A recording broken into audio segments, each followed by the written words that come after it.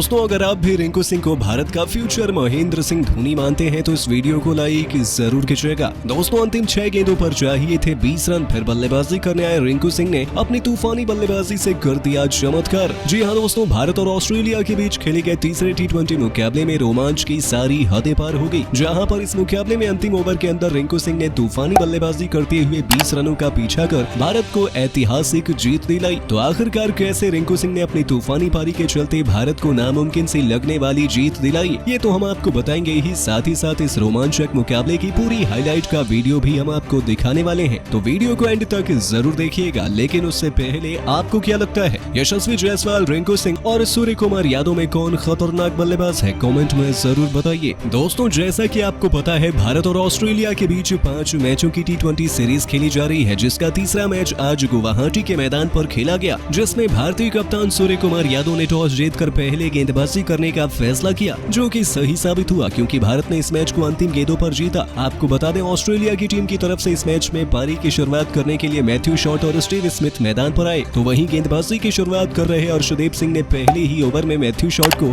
2 रनों पर LBW out कर दिया, जिसके बाद बल्लेबाजी करने के लिए इंग्लिश मैदान पर आए थे और इस दौरान इंग्लिश और स्टीव स्मिथ ने मिलकर टीम को संभाला, जहां पर पावर प्ले में ऑस्ट्रेलिया को 75 रन 1 विकेट के नुकसान पर बनाने दिए। इस दौरान इंग्लिश ने 8 ओवर के अंदर अपना अर्धशतक भी पूरा किया और इस बीच स्टीव स्मिथ 9 ओवर में रवि बिश्नोई के द्वारा 28 रनों पर LBW आउट हुए, जिसके बाद बल्लेबाजी करने के लिए मार्कस स्टोइनिस आते हैं, जिन्होंने बेहतरीन बल्लेबाजी करते हुए 26 रनों के स्कोर पर 14वें ओवर में गेंदबाज प्रसिद्ध कृष्णा के द्वारा विकेट कीपर के हाथों कैच आउट होकर पवेलियन चले गए। इसके बाद बल्लेबाजी करने के लिए टीम डेविड आते हैं, तो दूसरी तरफ से बल्लेबाजी कर रहे इंग्लिश ने अपना शतक 16वें ओवर में पूरा कर लिया और 101 रन बनाकर गेंदबाज मुकेश कुमार के सामने LBW आउट होकर अपना विकेट दे दिए। जिसके बाद बल्लेबाजी करने के लिए कप्तान मैथ्यू वेड आते हैं, जो तूफानी बल्लेबाजी करते हुए दिखाई दिए और अंत तक 25 रन बनाकर नाबाद थे। तो दूसरी तरफ से बल्लेबाजी कर रहे टीम डेविड 41 रन बनाने के बाद अंतिम ओवर में अर्शदीप सिंह के द्वारा क्लीन बोल्ड होकर पवेलियन चले गए, जिसके चलते ऑस्ट्रेलिया की टीम ने 232 रन 5 विकेट के नुकसान पर बना दिए थे और भारत को 233 रनों का लक्ष्य दिया। दोस्तों, 233 रनों के लक्ष्य का पीछा करने के लिए जैसे ही भारतीय टीम मैदान पर उतरी, भारतीय टीम की तरफ से पारी की शुरुआत यशस्वी जायसवाल और ऋतुराज गायकवाड़ ने की और इस दौरान यशस्वी जायसवाल कुछ खास कमाल नहीं कर पाए और पहले ही ओवर के अंदर मात्र 4 रन बनाने के बाद गेंदबाज नाथन एलिस के सामने LBW आउट हो गए थे। इसके बाद बल्लेबाजी करने के लिए सूर्य कुमार यादव मैदान पर आए, तो दूसरी तरफ से बेहतर बल्लेबाजी कर रहे ऋतुराज गायकवाड़ भी कुछ खास कमाल नहीं कर सके और वो भी मात्र 8 रन बनाने के बाद दूसरे ओवर में सीन एबॉट के सामने क्लीन बोल्ड हो गए। जिसके बाद बल्लेबाजी करने के लिए ईशान किशन मैदान पर आते हैं और ऐसे में ईशान किशन और सूर्य कुमार यादव ने मिलकर टीम को संभाला, जहां पर दोनों बल्लेबाजों ने शानदार बल्लेबाजी करते हुए पावर प्ले की समाप्ति तक टीम को आगे ले जाने का काम किया और इस दौरान पावर प्ले के दौरान भारतीय टीम ने 54 रन बटोरे, लेकिन इसके बाद दोनों बल्लेबाजों ने और भी ज्यादा तूफानी बल्लेबाजी करनी शुरू कर दी और इस बीच दोनों ने अपना अर्धशतक भी पूरा किया। आपको बता दें, शानदार बल्लेबाजी कर रहे ईशान किशन ने 32 गेंदों पर अपना अर्धशतक पूरा किया, तो वहीं सूर्य कुमार यादव ने 30 गेंदों के अंदर अपना अर्धशतक पूरा कर लिया और दोनों बल्लेबाजों ने अपना अर्धशतक तो लगाया और शतक के करीब बढ़ने लगे। लेकिन इसी बीच दोनों बल्लेबाजों ने और भी ज्यादा जबरदस्त बल्लेबाजी करते हुए शतक पर पहुंचने का काम किया। लेकिन इसी बीच मुकाबला और भी ज्यादा रोमांचक हो गया, क्योंकि जीत के लिए 4 ओवर के अंदर 56 रनों की आवश्यकता थी और इसी बीच गेंदबाजी के लिए आए नाथन एलिस ने जबरदस्त गेंदबाजी के चलते ईशान किशन को 75 रनों के स्कोर पर विकेट कीपर के हाथों कैच आउट करा दिया। जिसके बाद बल्लेबाजी करने के लिए रिंकू सिंह मैदान पर आए थे, तो दूसरी तरफ से बेहतर बल्लेबाजी कर रहे सूर्य कुमार यादव को भी उन्होंने अपनी जबरदस्त गेंदबाजी के जरिए 19वें ओवर में 84 रनों के स्कोर पर पवेलियन भेज दिया। जिसके बाद बल्लेबाजी करने के लिए मैदान में तिलक वर्मा आते हैं। हालांकि अब 2 ओवर के अंदर जीत के लिए 26 रनों की जरूरत थी, जहां पर सूर्य कुमार यादव का बड़ा विकेट निकालकर एबॉट ने मात्र 6 रन दिए थे और ऐसे में अंतिम ओवर के अंदर 20 रनों की जरूरत पड़ने का पूरा दबाव रिंकू सिंह पर और तिलक वर्मा पर आ गया और इसी बीच अंतिम ओवर में गेंदबाजी के लिए आए नाथन एलिस के सामने तिलक वर्मा ने पहली ही गेंद पर अपना विकेट दे दिया। जिसके बाद बल्लेबाजी करने आए अगले बल्लेबाज ने स्ट्राइक रिंकू सिंह को दे दी और अब 4 गेंदों के अंदर जीत के लिए 19 रनों की आवश्यकता पड़ी और इसी बीच रिंकू सिंह के सामने गेंदबाज एलिस ने छोटी गेंद डाली, जिसका फायदा उठाते हुए रिंकू सिंह ने पुल शॉट लगाते हुए छक्के के साथ दिखा दिया कि वो भारत को जीत दिलाने के लिए मैदान पर उतरे हैं। और इतना ही नहीं, ओवर की अगली गेंद पर एक बार फिर एलिस ने हार्ड लेंथ का प्रयास किया, लेकिन वो एक बार फिर से छोटी गेंद में तब्दील हो गई, जिसका फायदा उठाते हुए रिंकू सिंह ने एक बार फिर से उसी दिशा में एक और छक्का लगाया और मैच को भारत के पक्ष में ला दिया। हालांकि जीत के लिए अब 2 गेंदों पर 6 रनों की आवश्यकता थी। इसी बीच नाथन एलिस ने जबरदस्त गेंदबाजी करते हुए लंबी गेंद डाली, जिस पर रिंकू सिंह भागकर 2 रन लिए और अंतिम गेंदों पर जब 4 रनों की आवश्यकता पड़ी तो बल्लेबाज रिंकू सिंह के सामने नाथन एलिस ने अपने हिसाब से जबरदस्त गेंदबाजी करते हुए फील्डिंग को टाइट किया। लेकिन इसी बीच बल्लेबाजी करने के लिए आए भारत को जीत दिलाने आए रिंकू सिंह ने अंतिम गेंदों पर छक्का लगाकर भारत को जीत दिलाई और इस दौरान नाथन एलिस ने यॉर्कर गेंद डाली थी जो कि सही जगह पर नहीं गिरी, जिसके चलते बल्लेबाज रिंकू सिंह ने फायदा उठाते हुए आगे बढ़कर छक्का लगाया और 35 रनों की बेहतरीन पारी खेलकर भारत को ऐतिहासिक जीत दिलाई, जिसको देखकर भारतीय मैनेजमेंट काफी ज्यादा खुश हुआ है और ऐसे ही शानदार प्रदर्शन की उम्मीद ऑस्ट्रेलिया के खिलाफ तीसरे T20 मुकाबले में करने लगा है।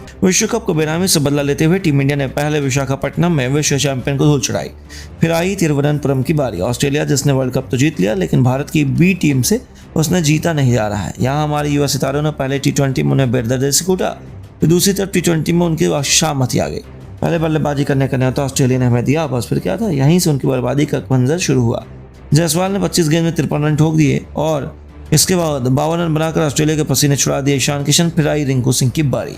उनकी तो जितनी तारीफ की जाए उतनी कम है। 9 गेंद पर 5 चौके 2 छक्कों की मार्दिश करते हुए उन्होंने टीम इंडिया को 235 रनों तक पहुंचा दिया। बस फिर क्या था, यहाँ तक पहुंचना तो ऑस्ट्रेलिया की बस की बात बिल्कुल नहीं थी। ऐसा ही हुआ स्पिन गेंदबाजों के साथ और ऐसा तहलका मचाया कि पूरी की पूरी ऑस्ट्रेलिया केवल 191 रनों पर ढेर हो गई, जहां बिश्नोई और प्रसिद्ध कृष्णा ने 3 विकेट अपने नाम किए और 44 रनों से टीम इंडिया ने इस मुकाबले को अपने नाम कर 2-0 से सीरीज में एक बढ़त बना ली। तो इसके बाद आता है तीसरे नंबर की बारी, जो ऑस्ट्रेलिया के लिए करो या मरो की होने वाली है, क्योंकि इस मुकाबले में उनकी एक गलती उन्हें सीरीज में लूजर बना देगी। तो ऐसे में ऑस्ट्रेलिया तीसरे T20 मुकाबले में अपनी फुल स्ट्रेंथ के साथ उतरेगी और चाहेगी कि बस टिकट T20 मुकाबले में किसी भी कीमत पर अपने नाम करे और सीरीज में खुद को जिंदा रखे। लेकिन उनकी यह चुनौती बिल्कुल भी आसान नहीं होने वाली, क्योंकि भारत और ऑस्ट्रेलिया के बीच तीसरा T20 मुकाबला गुवाहाटी के भारत पारा क्रिकेट स्टेडियम में होने जा रहा है, जहाँ पर टीम इंडिया का शानदार रिकॉर्ड रहा है। इस मुकाबले की शुरुआत एक बार फिर भारतीय समय अनुसार शाम 7 बजे से हो जाएगी, जिसमें टॉस के लिए सिक्का 6:30 बजे उछाला जाएगा। तो इस मुकाबले में टॉस की भूमिका अहम रहने वाली है, क्योंकि यहाँ ओस का असर बहुत पड़ता है। ऐसे में कप्तान सूर्या चाहेंगे कि टॉस को अपने नाम करे और पहले गेंदबाजी चुने। यह मुकाबला भी कांटे का होने वाला है, क्योंकि जहाँ एक तरफ ऑलमाइटी ऑस्ट्रेलिया है तो वहीं दूसरी तरफ जोश और जुनून से भरी ऑस्ट्रेलिया।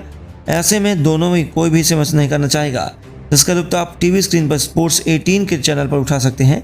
वहीं अंबानी की एक बार फिर इसका लाइव प्रसारण बिल्कुल मुफ्त में जियो सिनेमा पर कर रहे हैं, जिसे मिस करना तो आप बिल्कुल नहीं चाहेंगे। यहाँ एक तरफ ऑस्ट्रेलिया के लिए करो या मरो का मुकाबला है, तो टीम इंडिया के पास सीरीज पर कब्जा जमाने का सुनहरा मौका है। ऐसे में एक तगड़ी प्लेइंग 11 के साथ मैदान में उतरना बहुत ज़रूरी है। तो चलिए अब आपको टीमों के बारे में बताते हैं। सबसे पहले ऑस्ट्रेलिया की टीम पर नजर डालते हैं।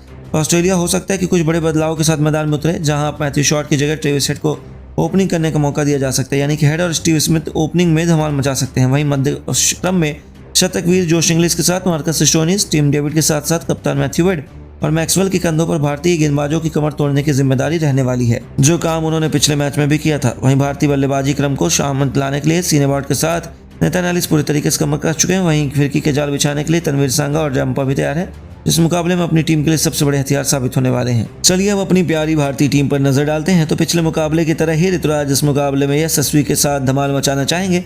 वहीं ईशान किशन पिछली बार की तरह भी इस बार भी ऑस्ट्रेलिया की शामत लाने के लिए पूरी तरीके से तैयार है। सूर्य कुमार यादव के साथ तिलक वर्मा, रिंकू सिंह का बल्ला भी लाजवाब फॉर्म में लग रहा है, यानी कि इस बार भी ऑस्ट्रेलिया के लिए चुनौती बिल्कुल भी आसान नहीं रहने वाली। ऑलराउंड डिपार्टमेंट में फिरकी का मायाजाल बनने की जिम्मेदारी अक्षर पटेल के साथ रवि बिश्नोई के कंधों पर रहने वाली, जिनका प्रदर्शन टीम इंडिया की जीत और हार भी सुनिश्चित करने वाला है। वहीं तेज गेंदबाजी क्रम में टीम इंडिया की तिकड़ी अर्शदीप मुकेश और प्रसिद्ध कृष्णा ऑस्ट्रेलियाई बल्लेबाजों पर यमराज बनकर टूटने के लिए बेकरार है, यानी कि दोनों टीमों में एक से बढ़कर एक धुरंधर है।